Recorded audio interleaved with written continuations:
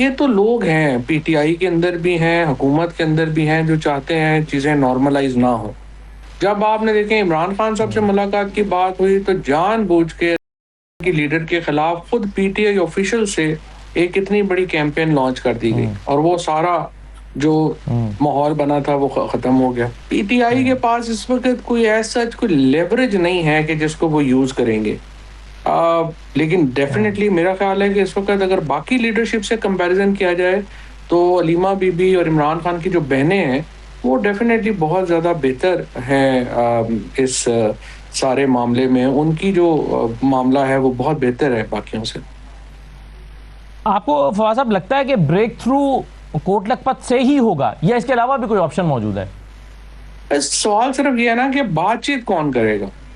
बातचीत के लिए कोट हुँ, लखपत के अलावा बाकी लोग तो मौजूद ही नहीं है जिनसे जो है वो कोई बातचीत हो सके। हुँ, ये प्रॉब्लम है कि आप फिलहाल ये जो लोग हैं नासिर अब्बास, अचकज़ई वगैरह, सलमान राजा वगैरह, इनका तो देखिए इमरान खान को ये नहीं जानते हैं, ना इमरान खान इन्हें जानते हैं। तो उससे हुँ, कैसे जो है वो आगे और क्या होगा हमें नहीं पता कि कैसे और बातचीत का कोई रास्ता मेरे ज़हन में तो नहीं आता। मुझे तो यही लगता है कि ये लोग अगर निकलते लेकिन हैं और आगे बातचीत हुँ। बढ़ाते हैं, तो फिर ही आप कोई बातचीत आगे कर सकते हैं, अदरवाइज़ फिलहाल तो और कोई नहीं।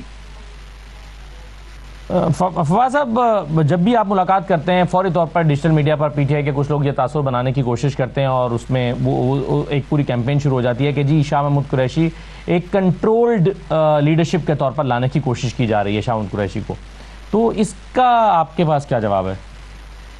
लेकिन अब ये तो लोग हैं, पीटीआई के अंदर भी हैं, हुकूमत के अंदर भी हैं, जो चाहते हैं चीज़ें नॉर्मलाइज़ ना हो। जब आपने देखें इमरान खान साहब से हुँ, मुलाकात की बात हुई तो जानबूझ के की लीडर के खिलाफ खुद पीटीआई ऑफिशियल से एक इतनी बड़ी कैंपेन लॉन्च कर दी गई हुँ, और वो सारा जो हुँ, माहौल बना था वो खत्म हो गया। और अब बहुत सारे लोग ऐसे भी होंगे, सच्ची बात है पीटीआई में भी, जो चाहते हैं कि ये लोग बाहर ना निकलें, इमरान खान बाहर ना निकले, क्योंकि हुँ, इनकी नंबरदारी खत्म हो जाती है। तो ये एक प्रैक्टिकल प्रॉब्लम तो है, जैसे अभी ईरान, इज़राइल, ये जो चल रहा है अमेरिका, इसमें देखें ना कितनी कुव्वतें हैं जो चाहती हैं ये लड़ाई चलती रहे, उनका अपना इंटरेस्ट ग्रुप्स डेवलप हो जाते हैं। तो ये प्रॉब्लम है ना कि जो एक सारा चलता रहे। फवाद साहब, अभी दुरानी साहब से बात हो रही थी कि गवर्नमेंट का मसला क्या है।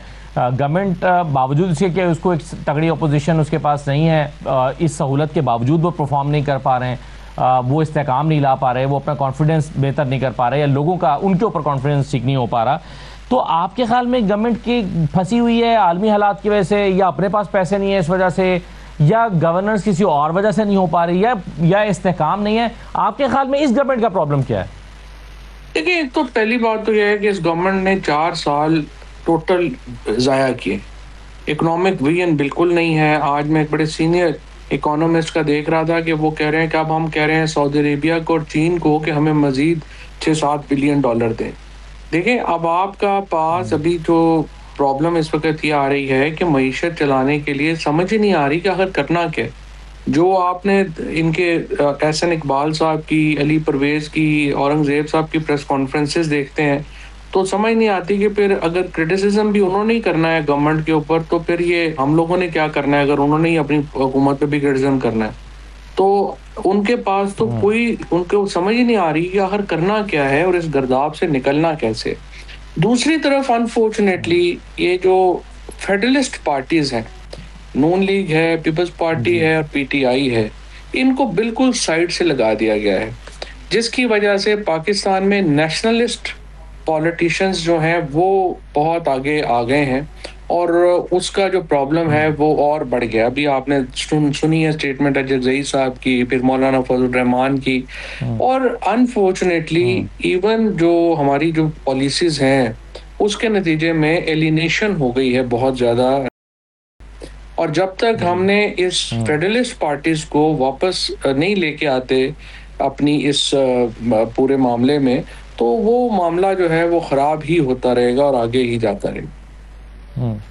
बिल्कुल सही है सर। मैं अगर दुरानी साहब से मैं ये सवाल कर रहा था जब आपने ज्वाइन किया कि गवर्नमेंट मगर ये समझती है, दुरानी साहब अगर आप अपनी बात मुकम्मल कर रहे हैं, क्या गवर्नमेंट ये समझती है कि भाई उनके अलावा कोई चॉइस ही नहीं है और वो किसी और को शामिल होने देना चाहते ही नहीं है, यानी एक ऐसा सेटअप हो कि जिसमें एक इस्तेकाम की सूरत भी निकल आए, तो फिर क्या ऑप्शन है, क्या रास्ता है? देखिए, हुकूमत का तो ये है ना कि हुकूमत तो खुद अपनी नजरों में लेजिटिमेट नहीं है। मतलब वो हुकूमत जिसको पता हो कि वो फॉर्म 47 पे आएगी है, जिसको पता हो कि वो आवाम के अंदर जलसा भी नहीं कर सकती,